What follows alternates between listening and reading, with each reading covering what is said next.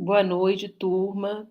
Então, né, a gente na aula de sexta-feira, no dia 30, começamos, né, fizemos a proposta era fazer a abordagem do transtorno do espectro autista, do TEA, mas infelizmente, devido ao grande interesse, né, de vocês, né, muitas perguntas, muita curiosidade, muitos comentários, o que é sempre bem-vindo, né, então não conseguimos finalizar.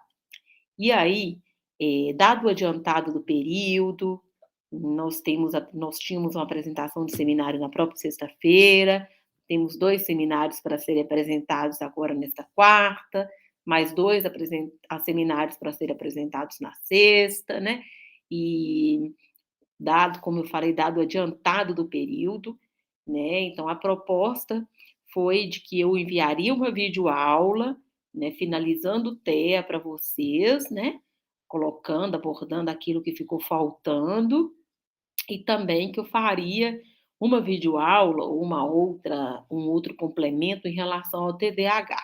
Bom, em relação ao TEA, né, eu decidi que não apenas eu complementaria o que ficou faltando, mas que inclusive eu retomaria aquilo, né, que nós já tínhamos, abordado, né, na aula de sexta-feira, né. Claro que não vou retomar de maneira tão detalhada, mas os principais aspectos, até para vocês terem uma visão mais abrangente, né, terem esse material com uma visão mais abrangente, né, não fragmentada, e também para aqueles que não puderam comparecer à aula, possa ter esse material, né, um material que sempre desperta muita atenção de vocês e realmente é um tema muito importante na contemporaneidade. Bom, então, eu vou compartilhar o material aqui com vocês, tá?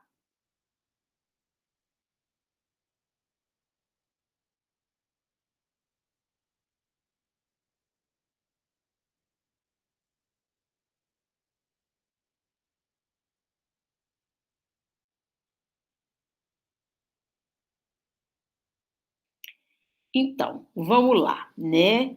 Vamos falar sobre o transtorno do espectro autista, né? Vamos falar sobre o TEA.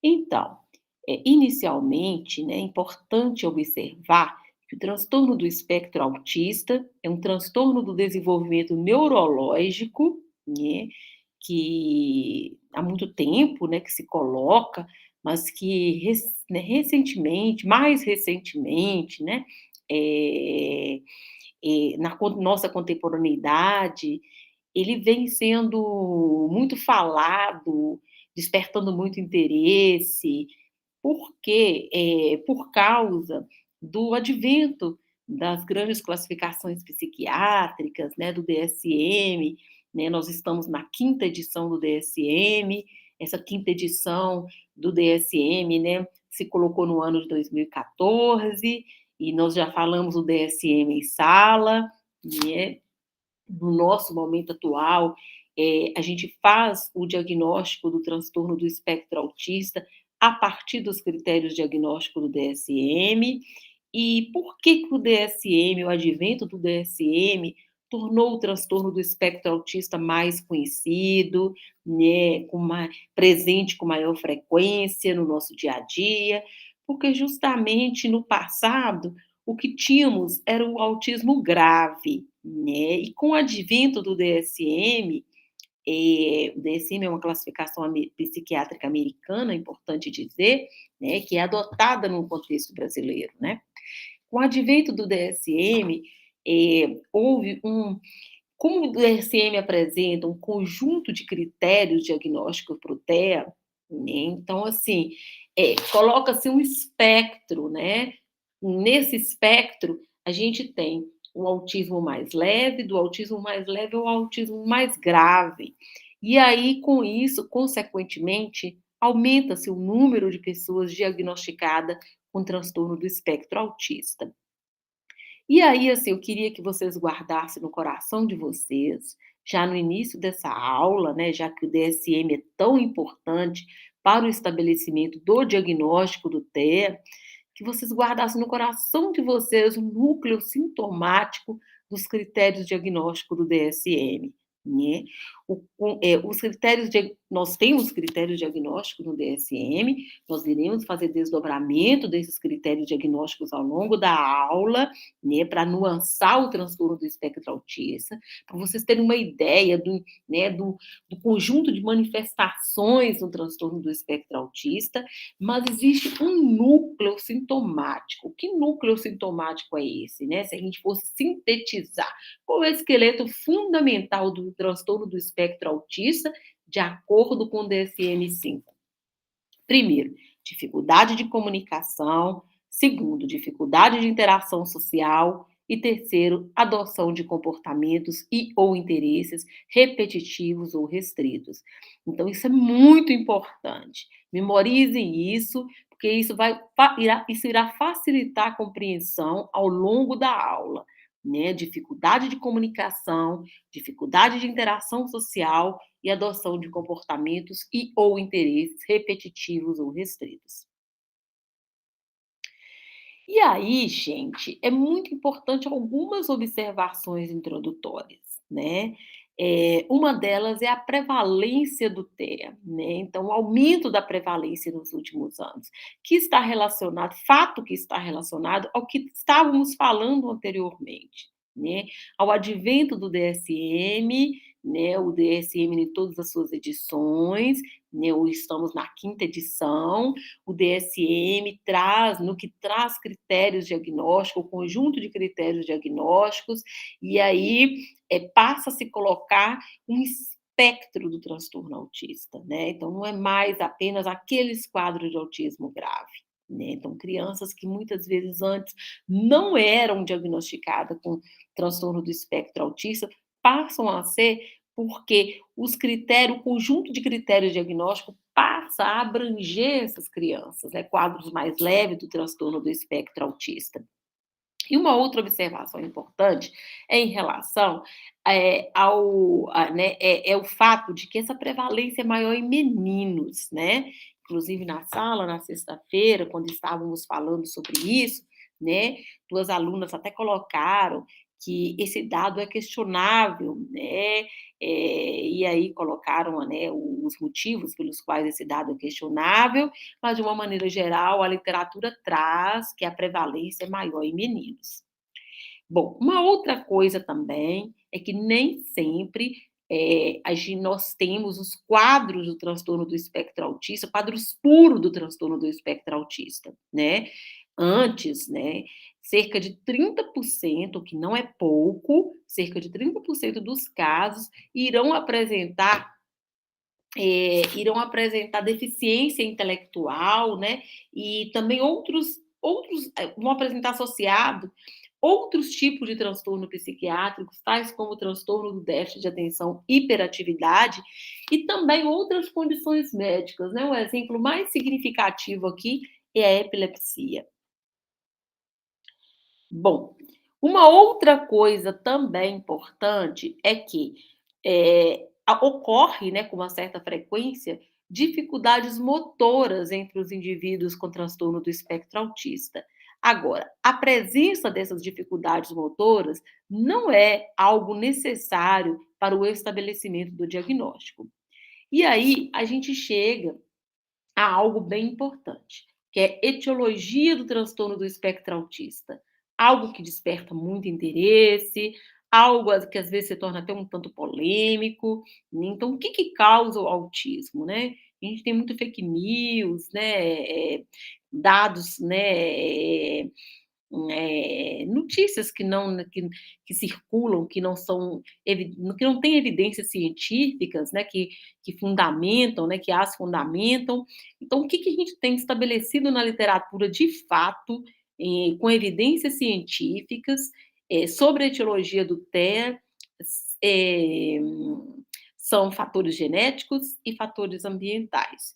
Se eu tenho fatores genéticos e fatores ambientais na etiologia do TEA, ou seja, na causalidade do TEA, né, isso significa que o TEA é multifatorial, né? Em relação aos fatores genéticos, eu tenho centenas a milhares de TEAs, a milhares de genes envolvidos no transtorno do espectro autista. E se eu tenho os fatores ambientais, né, que eu teria, né, questões aí que se coloca na vida dessa criança, em relação ao ambiente dela, que também ajudaria na causalidade do transtorno do espectro autista. O que que a literatura fala sobre esses fatores ambientais? Idade avançada dos pais, muitos estudos associam o transtorno do espectro autista, né, à exposição a certos fármacos, né? Outros estudos associam o transtorno do espectro autista à prematuridade. Outros estudos associam o transtorno do espectro autista ao baixo peso ao nascimento. E outros estudos associam o transtorno do espectro autista à excessiva negligência, né, dos cuidadores do outro parental, né, no primeiro ano de vida, principalmente no primeiro ano de vida da criança, né? Então, aí nós teríamos uma interação desses fatores genéticos com os fatores ambientais, né, ajudando, né, a explicar a etiologia do transtorno do espectro autista. Só um minutinho, deixa só eu retornar aqui na sala para eu aqui, a, só dar uma olhadinha aqui, só um instante.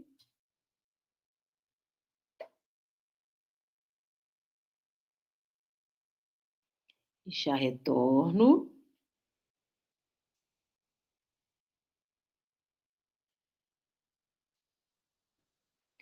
Continuando então, né? Continuando o que estávamos falando, eh, o que que acontece, né? O TEA, ele tem sua origem nos primeiros anos, ele tem na realidade, ele se coloca de maneira muito precoce para a criança, né? Ele é um transtorno crônico, né? Que traz prejuízos para o desenvolvimento da criança, né? Para o desenvolvimento do indivíduo, mas a, o diagnóstico desse transtorno, né? Olha só, o surgimento é muito precoce, a instalação é muito precoce, mas o diagnóstico ele não é precoce, né?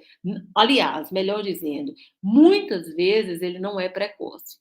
Na média, o diagnóstico se dá aos 3, 4 anos de idade.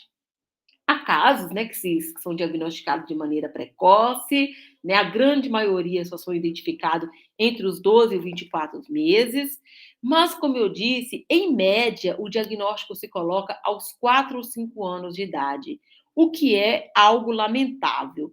Por que que isso é algo lamentável? Né, porque a literatura tem trazido, né, que diferentemente do que muito tempo, né, foi dito acerca do TEA, né, de ser algo, né, é, irreversível, né, de ser algo de uma certa, né, é, de ser algo definitivo, né, os estudos têm apontado que quando esse quadro é diagnosticado de maneira precoce, né, no primeiro ano de vida da criança, principalmente no primeiro ano de vida da criança, né? E a partir desse diagnóstico precoce, pode-se colocar intervenções precoces para essa criança, que o desfecho desse transtorno pode ser modificado, né? Por quê? Porque essas intervenções precoces podem atuar no sistema nervoso central da criança, promovendo algo, né, que a gente já falou muito em sala, que é algo bem importante, que é a neuroplasticidade, né? E isso tem sido, isso foi, né, né, esses resultados de pesquisa, né, realmente foi algo muito importante, tem sido algo bastante estudado, né, e tem que ser muito valorizado, né? Então, são as intervenções precoces que possibilitariam essa neuroplasticidade. Para ser possível essas intervenções precoces, é necessário que nós tenhamos o diagnóstico precoce, né? E ter o diagnóstico precoce não quer dizer necessariamente que irão ocorrer intervenções precoces, mas para ter intervenções precoces é necessário o diagnóstico precoce, né? Principalmente no primeiro ano de vida. Sobre isso né, ocorreram várias perguntas, né, o interesse de vocês foi despertado por esse ponto na sexta-feira, né? Alguns estudantes perguntaram sobre como seriam essas intervenções precoces, e aí eu mencionei que caso vocês tenham interesse, né, persista o interesse sobre isso, que realmente é algo muito importante, que vocês, que por exemplo, né, existe várias perspectivas dessas intervenções precoces, mas uma, né, que há, né, e que tem bastante estudos e que tem que se estabelecido de maneira bem interessante, são as pesquisas lideradas por uma pesquisadora da USP, né, a Maria Cristina Kupfer, né, que ela tem há muitos anos, desde o final dos anos 90, início dos anos 2000, né, que ela vem se dedicando, o grupo de pesquisa dela vem se dedicando ao à definição de indicadores precoces, né, do diagnóstico de TEA e, por conseguinte, de intervenções precoces para esses quadros do transtorno do espectro autista, né. E esses indicadores, essas intervenções, já têm sido bastante utilizados no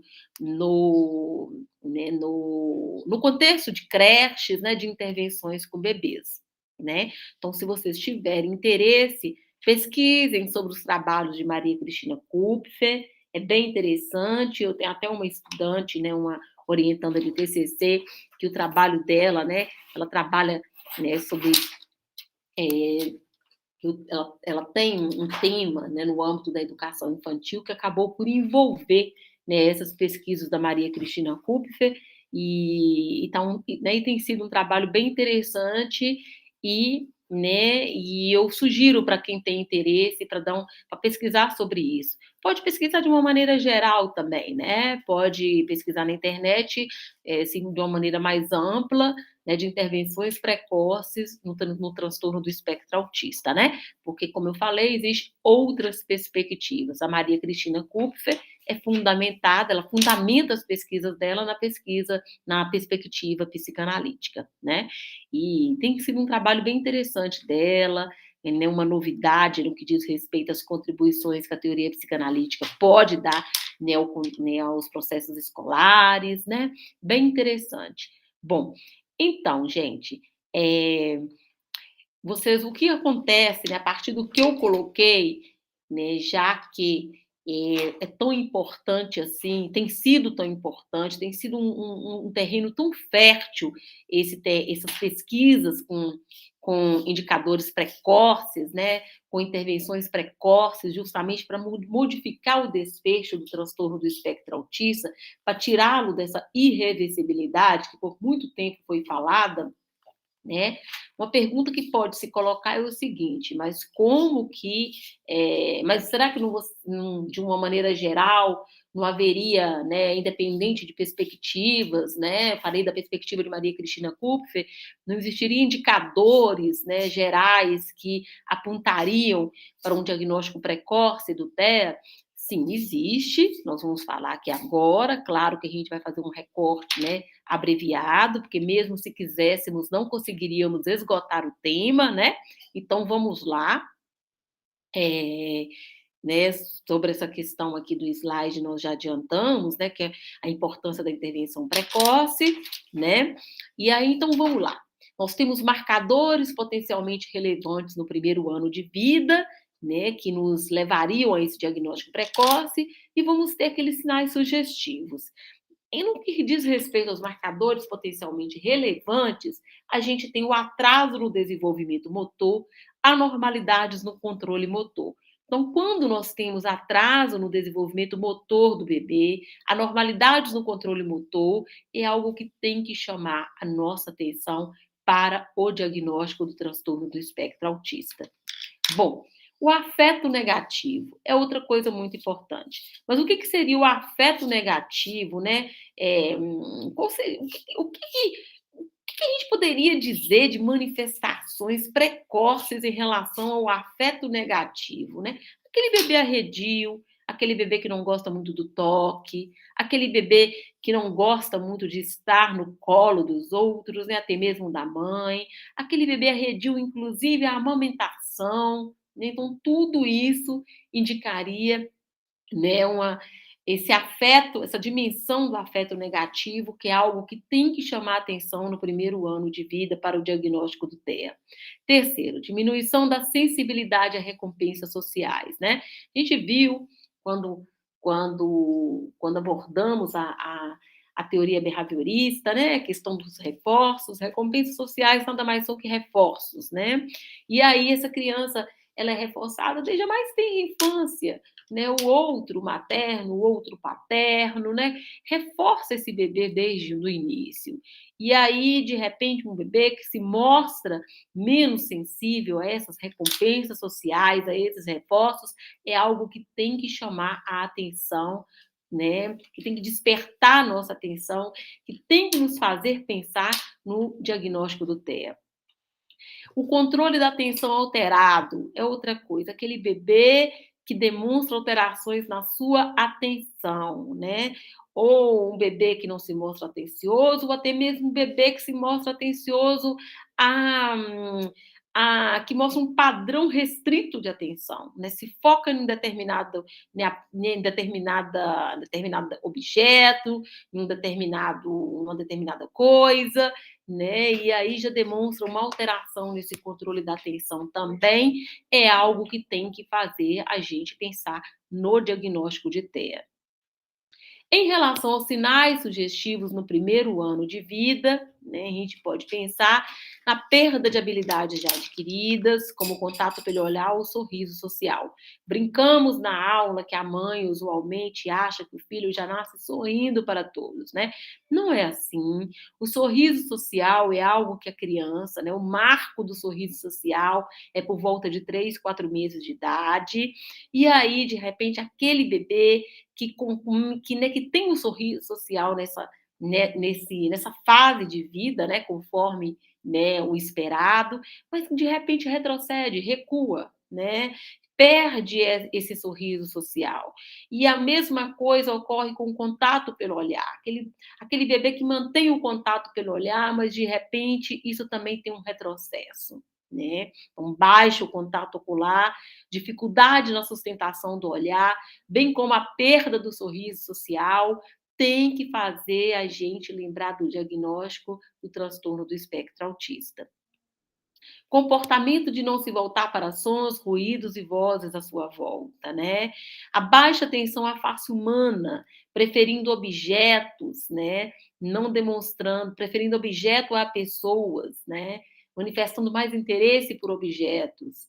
Então, são duas coisas muito importantes, né? O bebê, né, usualmente se interessa por sons, ruídos, vozes, segue com o olhar, né? O bebê desperta a atenção do bebê à face humana, né? Tem a questão do vínculo afetivo aí, né? Quando esse bebê tem esse interesse pela face humana. Então, quando a gente tem uma situação de não conseguir identificar esses fatores, né? A gente tem que fazer, né? Isso tem que nos fazer pensar no diagnóstico do transtorno do espectro autista. Manifestação de maior interesse por objeto em relação às pessoas, né? Isso tem relação com o anterior. A ausência da habilidade de seguir objetos e pessoas próximas em movimento, também tem a ver né, com o que a gente já falou. Muitas vezes esses critérios eles se repetem. Pouca vocalização, né? Por mais que o bebê não fale, o bebê balbucia.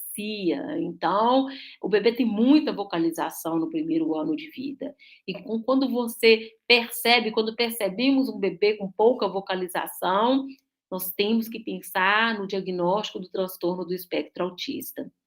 Não aceite do toque tem a ver com afeto negativo, ausência de resposta ao nome, né? Jamais para o final do primeiro ano de vida, quando o nome do bebê, né, é pronunciado, ele se volta, né, para quem está pronunciando, ele já consegue reconhecer o seu nome. Quando isso não ocorre, isso tem que nos fazer pensar no diagnóstico do transtorno do espectro autista.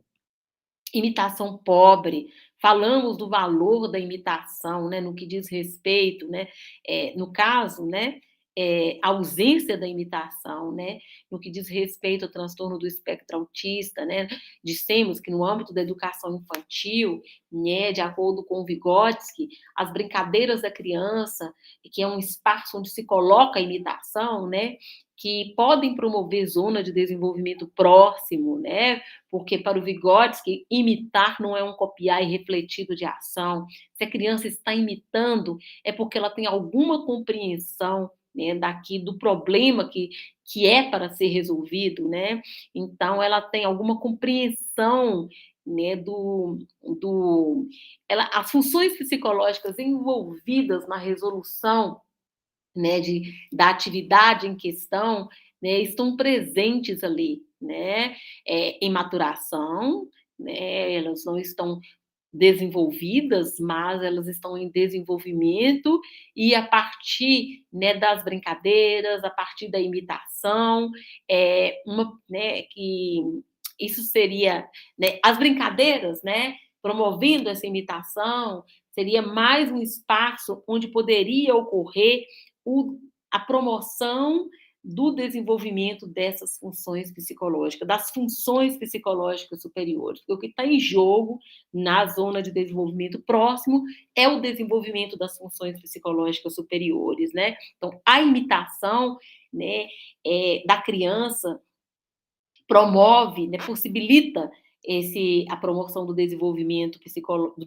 das funções psicológicas superiores e, portanto, as brincadeiras na educação infantil, no que envolve imitação, elas são muito importantes, né? Então, é algo que o educador, que a educadora, né, no âmbito da educação infantil, tem que é, tem que valorizar, tem que enfatizar, né, tem que fazer uso, né, desse espaço, né, no para justamente para o desenvolvimento das funções psicológicas superiores. E aí, o que que acontece? No caso do transtorno do espectro autista, a gente tem um desafio, porque usualmente são crianças que têm um comprometimento na capacidade de imitação, né? Então, como pensar na, como pensar nessa zona de desenvolvimento próximo, no caso do transtorno do espectro autista, né? Nessa zona de desenvolvimento próximo, que a partir dela, né, dessa zona de desenvolvimento próximo, né, que compreende as funções psicológicas superiores em desenvolvimento, que a partir da imitação, né, pode ocorrer a promoção do desenvolvimento psicológico da criança, né, se essa capacidade imitativa está comprometida. É um desafio, né? E aí, essa capacidade imitativa, ela está presente, na verdade, desde o primeiro ano de vida. O bebê imita, né? O bebê imita muito o cuidador, o bebê imita as pessoas à sua volta, e o cuidador e as pessoas à sua volta trabalham muito com a questão da imitação com o bebê, né? Demanda que o bebê imite, né, o que ele está falando, demanda que o bebê imite os gestos, né? Então, tudo isso é importante e estimula o bebê, e, de repente, quando isso está ausente, é algo que tem que nos chamar a atenção para o diagnóstico do transtorno do espectro autista. Baixa reciprocidade social. Nós falamos, né, da questão do quanto que foi importante, né, quanto que foram importantes os trabalhos, as pesquisas da Charlotte Burley, no que a Charlotte Burley, ela teve essa sensibilidade de observar os bebês na presença de outros bebês, né? E aí ela não só observou, como ela também fazia pesquisas colocando bebês com outros bebês, ou seja, ela observava quando isso acontecia naturalmente e ela também colocava bebês em presença de outros bebês para poder observar essa reciprocidade social. Ela constata que tem competências sociais muito precoces, né? Que os bebês, eles se relacionam, né, uns com os outros por meio dos balbucios, por meio dos gestos, que os bebês se interessam um pelo outro, né? Isso é um fato, né, gente? Quantas vezes que quem tem contato, né, com crianças, com bebês, né, pode observar quantas vezes o adulto, o adulto, o outro cuidador, né? As pessoas, os adultos próximos de uma maneira geral, né? Se esforçam às vezes tentando despertar a atenção do bebê, fazendo mil e uma coisas, né? Aí, de repente, esse bebê, quando na presença de outro bebê ou de outros bebês, né, desperta a atenção, percebe-se um nível de atenção despertado que e às vezes o bebê não faz nada, um fica olhando para a cara do outro, né? E o adulto fica assim, né, fica embaraçado, mas espera aí, eu estava aqui fazendo mil e uma coisa e de repente não despertei tanta atenção quanto simplesmente ficar olhando, né, para o outro bebê ou para os outros bebês, né? Como que chama atenção, né? Como que bebê gosta de outros bebês, né? Então é essa questão da reciprocidade social, dessa interação social que a Charlotte Borle pôde constatar que se dá de maneira muito precoce e que o Vygotsky aproveitou muito bem, né, dessas pesquisas, dos resultados da pesquisa dela. Quando a gente percebe uma baixa reciprocidade social no bebê, é algo que tem que despertar né, a nossa atenção, que tem que nos fazer pensar no transtorno do espectro autista, né? Os interesses não usuais, tais como fixação em estímulos sensório viso-motores, né? Incômodo incomum com sons altos, falamos da hipersensibilidade sonora no transtorno do espectro autista, né?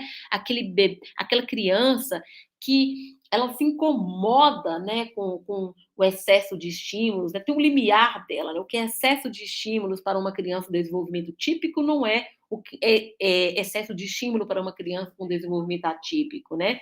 Muitas vezes nos processos escolares dessa criança, né, na vida escolar dessa criança com transtorno do espectro autista, é necessário que, por exemplo, ela entre antes, né, das outras crianças, né, daquela entrada das outras crianças na escola, ou até mesmo depois, mas num horário diferente, porque aquele horário que as outras crianças estão entrando é tanta algazarra que é feita, que aquilo é muito estimulante para a criança com TEA, né?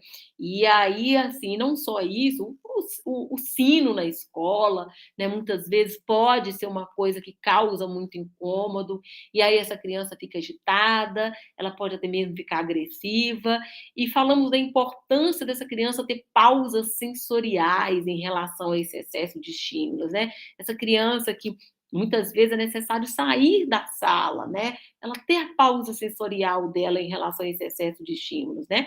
O interessante é que essas pausas sensoriais passem a se colocar, por exemplo, no contexto da sala, que ela não precise mais sair da sala, né? Até o cantinho dela, onde que ela possa ter sua pausa sensorial, né? E isso é porque o lugar de criança, né? O lugar ideal para criança é dentro da sala de aula, né? Mas, às vezes, inicialmente, pode tornar-se necessário ela sair da sala, né? Mas é importante vocês lembrarem da importância dessa pausa sensorial.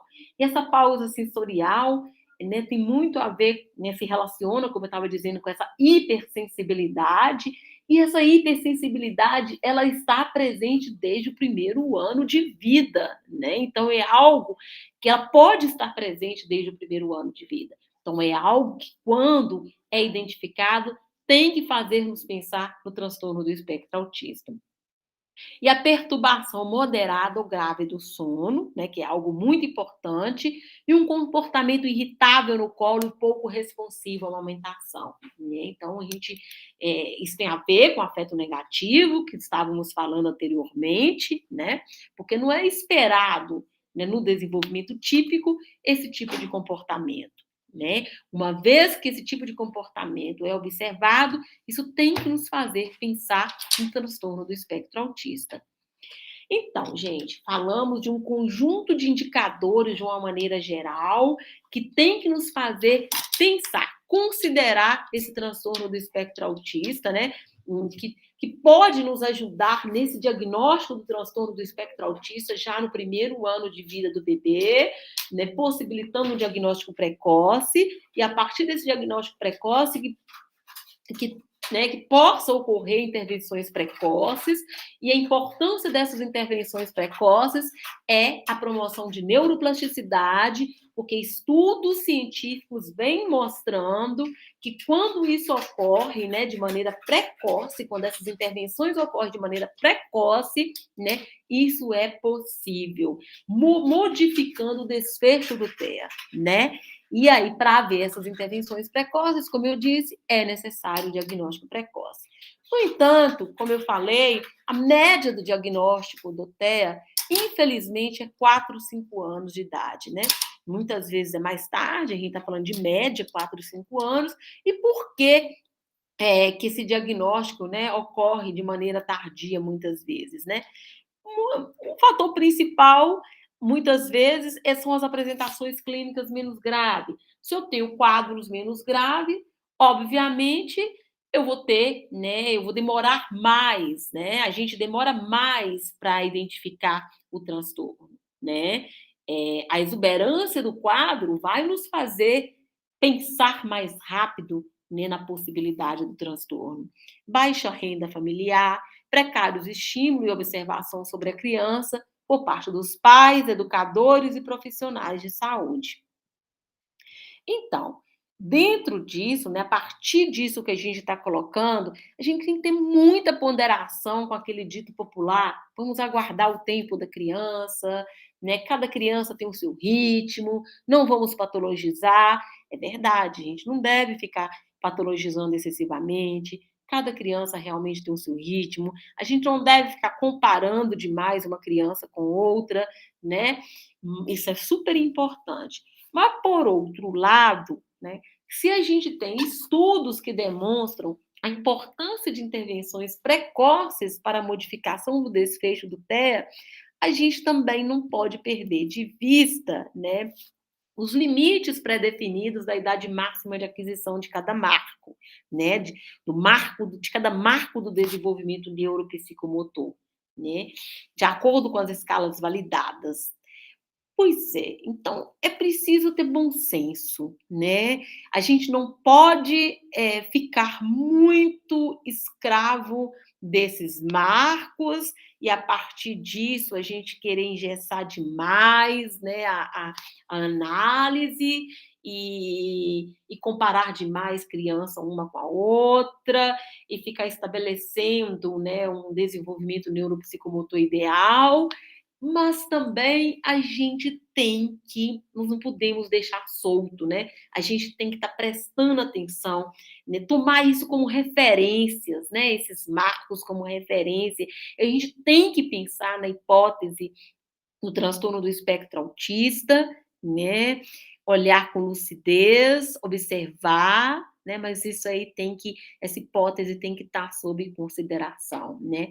Há que se fazer um acompanhamento, ter uma atenção com essa criança, né? Ainda que não se feche a questão, né? Então é uma questão delicada que requer bom senso. Diagnóstico. Então, como a gente já tinha mencionado no início da nossa aula, né, para fazermos um diagnóstico adequado, né, do transtorno do espectro autista, atualmente o instrumento, né, que nós temos é o DSM-5. Né, é o que a gente tem, embora tenha muitas críticas ao DSM, as críticas são bem-vindas, né? Tem que se fazer crítica mesmo, a gente não pode aceitar as coisas sem criticidade, mas hoje o que a gente tem é o DSM-5 com seus critérios diagnósticos, né? E para se fazer, então, um diagnóstico de TEA, esse quadro, o quadro, né, o quadro em questão, né, tem que apresentar, né, sintomas, que satisfaçam os critérios do DSM-5, né? E aí, né, além disso, para fazer um adequado diagnóstico do TEA, há que se ter uma experiente equipe multidisciplinar e coleta de informações com todos da rotina da criança, né? Os pais, os educadores, os profissionais da saúde, né? Isso é muito importante. E aí, no que tange ao DSM-5 que estávamos falando? O DSM-5 agrupou no transtorno do espectro autista o autismo infantil, a síndrome de Asperger e o transtorno global do desenvolvimento sem outra especificação. Então, vejam bem, dentro do transtorno do espectro autista, eu posso encontrar o autismo infantil, a síndrome de Asperger e o transtorno global do desenvolvimento sem outra especificação. Então, né, vamos retomar. Falamos lá no início da nossa aula, o núcleo sintomático do transtorno do espectro autista, primeiro, dificuldades na comunicação, dificuldade ou comprometimento, segundo, comprometimento na interação social e terceiro, um padrão restrito de comportamento e ou interesse. Isso é o núcleo sintomático do TEA. Se no TEA eu tenho autismo infantil, síndrome de Asperger e transtorno global do desenvolvimento, então eu vou encontrar esse núcleo sintomático, né, nesses quadros.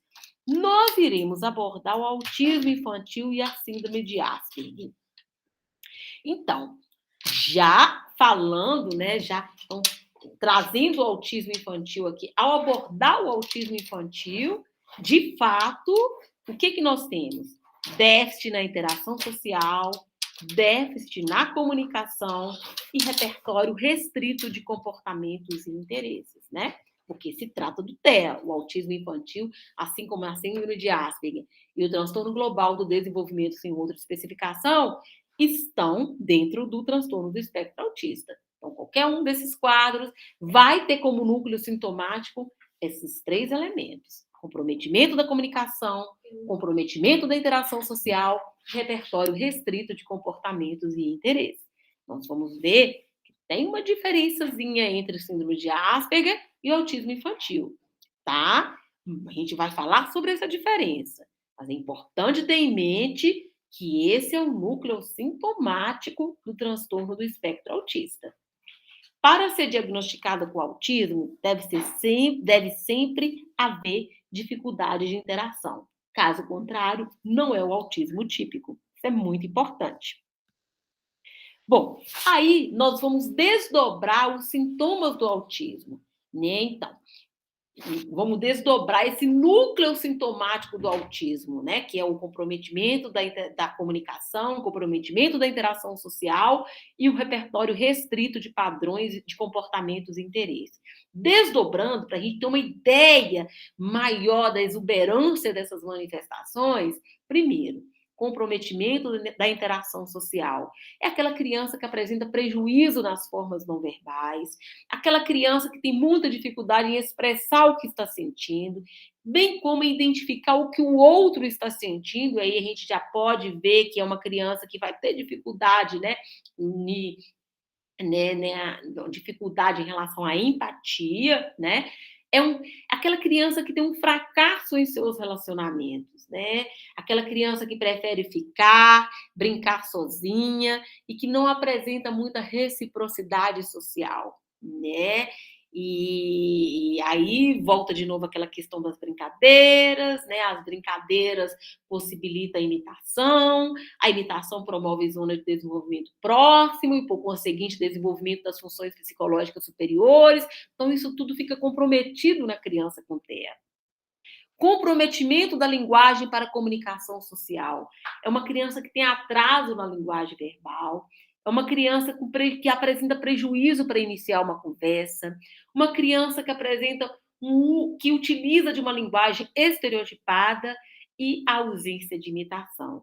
Né? Uma criança que tem muita dificuldade de imitar e que, portanto, não aprende brincadeira, como a gente já colocou.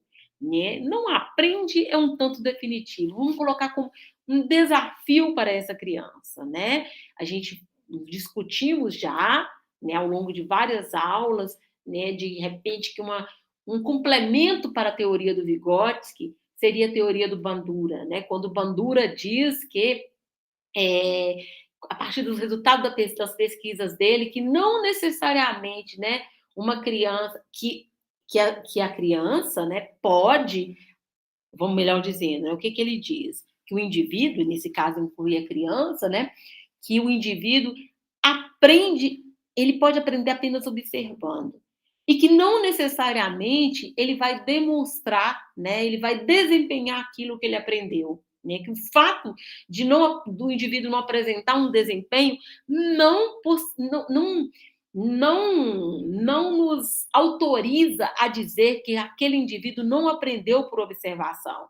Por quê? Porque entre a aprendizagem por observação, né, a imitação, e o desempenho, ou melhor dizendo, entre a aprendizagem por observação e o desempenho dessa atividade, que seria a imitação, tem que ocorrer, entre os dois, tem que ocorrer a motivação, né? Então, o Bandura termina por complementar um pouco o Vygotsky, né? Porque quando o Vygotsky diz que, né, se a criança tem as funções psicológicas em desenvolvimento, ela vai ter a capacidade de imitar? Não necessariamente, né?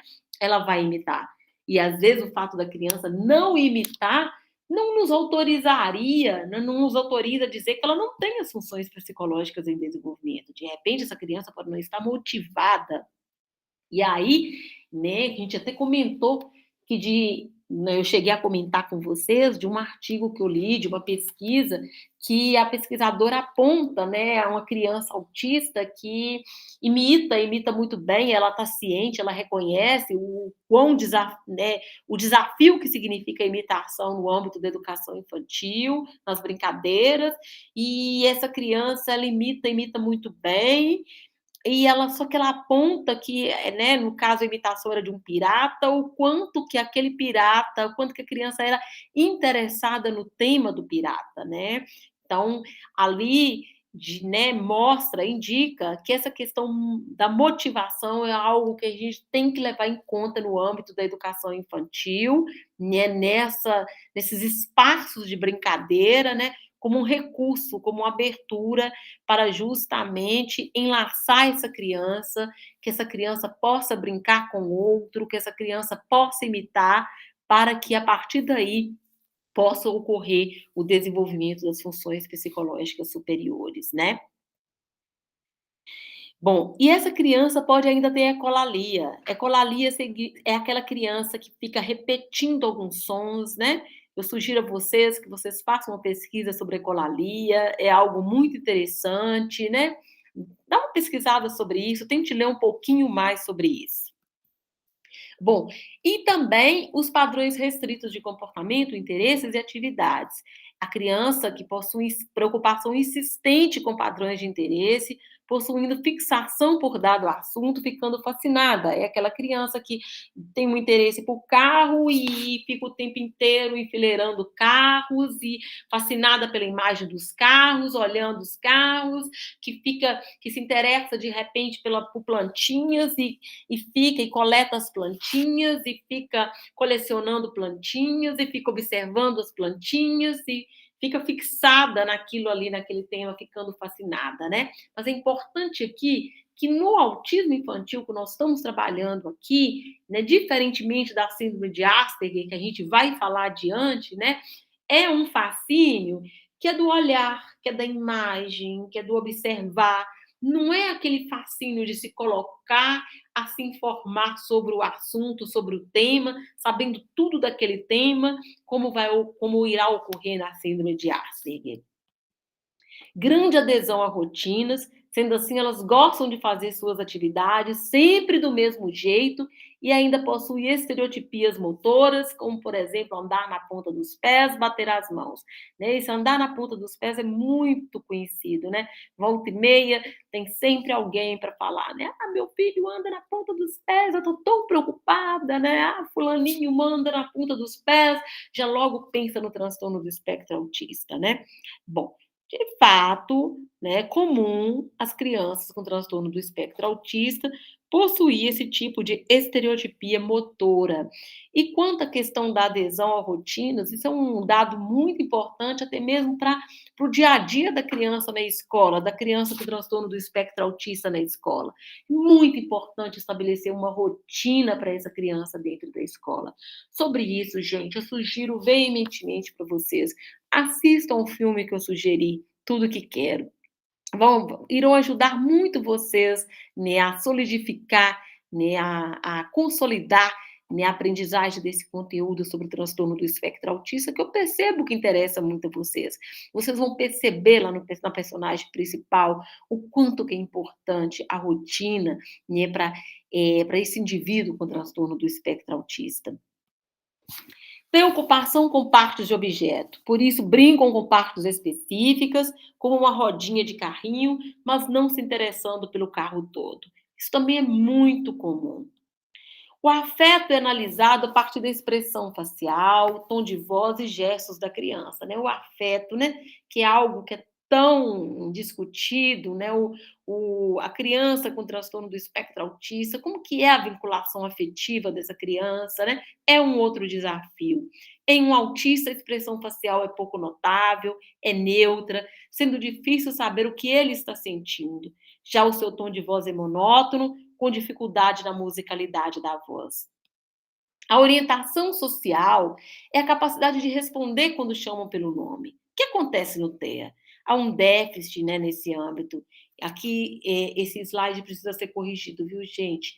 Esses dois fatores aqui estão equivocados.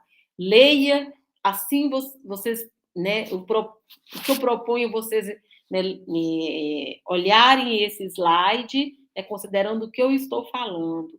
Há um déficit nesse âmbito, né? E isso começa a se desenvolver no primeiro ano. Se a criança tem de 1 a 2 anos e percebemos que todos esses elementos que nós abordamos estão deficitários, temos que começar a pensar na possibilidade de TEA. Se uma criança de 1 ano e meio não fala nenhuma palavra, devemos pensar em atraso na linguagem. Porém, se além disso ela não brinca e nem interage, devemos pensar em autismo. Isso também é muito importante, porque não é simplesmente a criança ter um atraso na linguagem que tem que fazer-nos pensar no transtorno do espectro autista, né? Pode ser simplesmente um atraso na linguagem. Ou seja, a gente tem que olhar a criança como um todo. Quanto mais precoce for feita a intervenção, melhor o prognóstico. Já discutimos bastante sobre isso. Bom, e sobre a síndrome de Asperger? A síndrome de Asperger é uma condição psiquiátrica também do transtorno do espectro autista, caracterizada por, primeiro, dificuldades significativas na interação social, assim como o autismo infantil, justamente porque o núcleo sintomático do transtorno do espectro autista, dificuldade de comunicação, dificuldade de interação social e padrões restritos de comportamento e de interesse. Dificuldade significativa na comunicação não verbal, né? Aqui nós temos, né, em princípio, vamos só adiantar isso, né? Que temos também dificuldades significativas na comunicação, assim como o autismo infantil. Padrões de comportamento repetitivos e interesses restritos, assim também como no autismo infantil. Bom, então, o que difere a síndrome de Asperger dos outros transtornos do espectro do autismo? A resposta para essa questão é a mesma que explica o motivo desses quadros terem diagnóstico tardio. Por que os quadros de síndrome de Asperger, né, têm o seu diagnóstico tardio? E qual é a resposta, gente? A resposta é o desenvolvimento típico da linguagem e cognição na imensa maioria dos casos. Ou seja, diferentemente do autismo infantil, a síndrome de Asperger usualmente não tem comprometimento na cognição. E, diferentemente do autismo infantil, a síndrome de Asperger não tem atraso na linguagem, não tem atraso nem comprometimento na linguagem, né? Então, a linguagem, o desenvolvimento da linguagem ocorre de maneira típica. Christian, mas espera aí, então, como que você falou que teria uma diferença, né, em relação a essa questão, né? Tudo bem, você está falando que é o desenvolvimento típico da linguagem, mas você anteriormente disse aqui que que a síndrome de Asperger tem dificuldades significativas na comunicação. Mas aí, olha o que nós temos no slide: dificuldades significativas na comunicação não verbal. O que acontece no autismo infantil? O que acontece no autismo infantil, no que diz respeito à comunicação, é que eu tenho comprometimento da linguagem não verbal e tenho comprometimento da linguagem verbal. No caso da síndrome de Asperger, eu vou ter o comprometimento da comunicação não verbal. A comunicação verbal fica preservada. Fica preservada, né, no que diz respeito a não ter atraso, a uma criança que fala muito bem, mas nós veremos que é uma linguagem que comporta certa tipia, sim, que comporta excentricidade. Daqui a pouco nós vamos ver quais excentricidades que essa linguagem na síndrome de Asperger irá comportar. Embora não seja fundamental para o diagnóstico ser fisicamente desajeitado e ter uma linguagem atípica ou excêntrica, essas são características frequentemente citadas sobre as pessoas com a síndrome. Justamente a excentricidade que eu acabei de falar. E que excentricidade que são essa, né? Que atipia que é essa presente na linguagem, né? Uma linguagem que não tem atraso no desenvolvimento, uma criança que fala muito bem, né? O que seria isso, né? Seria a dificuldade, né, de entender sentido figurado, a dificuldade de entender metáfora, né? São crianças que entendem tudo ao pé da letra, no sentido literal, a dificuldade de entender o humor, né, presente num comentário, a ironia presente em um comentário, o sarcasmo presente em um comentário, né? Então seria esse tipo de excentricidade e atipia. Além disso, nessa síndrome, a pessoa, por mais que queira interagir, ela tem dificuldades nesse âmbito, não possuindo habilidades, com pouco interesse no outro. Há também aquelas crianças que apresentam habilidades supranormais, podendo essas serem as mais diversas possíveis. A obsessão por áreas específicas do conhecimento é uma das características mais marcantes da síndrome de Asperger. Lembra que falamos anteriormente que no autismo infantil tem muitas vezes o autista ele seleciona, né, ele se foca num determinado interesse e ele fica ali observando, colecionando. Se for de carros, ele fica enfileirando os carrinhos. Se for, por exemplo, né, de plantinhas, ele fica colecionando as plantinhas, né? Mas ali é um fascínio pela imagem, né? De observar. Aqui na síndrome de Asperger, né, a criança já quer se informar sobre tudo aquilo que desperta o interesse dela, né? Um foco exagerado, e aí ela se informa muito, ela domina o assunto, e inclusive ela é conhecida, né? Eles são conhecidos como pequenos professores. Tais pessoas geralmente se aprofundam nos assuntos nos quais se interessam, é um comportamento comum em torno dos 5 ou 6 anos, embora os focos mudam, né, podem mudar, com a mudança do foco, né, esse padrão persiste. De novo, o novo foco, né, de interesse vai envolver o mesmo tipo de comportamento da criança, né, dela exagerando, né, na dedicação ao tema, né, o domínio do tema causando uma imensa curiosidade em todos. Como eu já falei, isso se difere do interesse autista por determinados objetos, né? E as crianças com síndrome de Asperger podem ter um vocabulário extraordinariamente complexo numa idade jovem, mas possuem dificuldade de compreender o sentido figurado e normalmente interpreta tudo de forma literal. Isso também já foi falado. A dificuldade com a ironia, com o humor e o sarcasmo também já foi falado. E uma característica é que as crianças com essa síndrome não modulam a voz, conversando sempre no mesmo tom. Isso é uma coisa muito importante.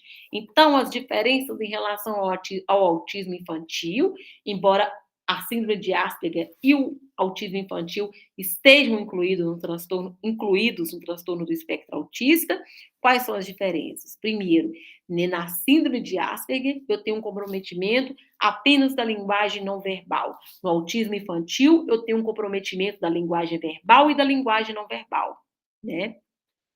Porém, mesmo eu não tendo o comprometimento do desenvolvimento da linguagem, né, de não ter atraso na linguagem, serem crianças que falam muito bem, eu tenho essas deficiências, as fraquezas particulares na linguagem, né, que dizem respeito a essas dificuldades com o sentido figurado, com o humor, com a ironia, com a provocação e com o sarcasmo. E, além disso, uma outra diferença é essa questão, né, de como um quadro e o outro quadro vão vivenciar esse interesse restrito por determinado assunto, né?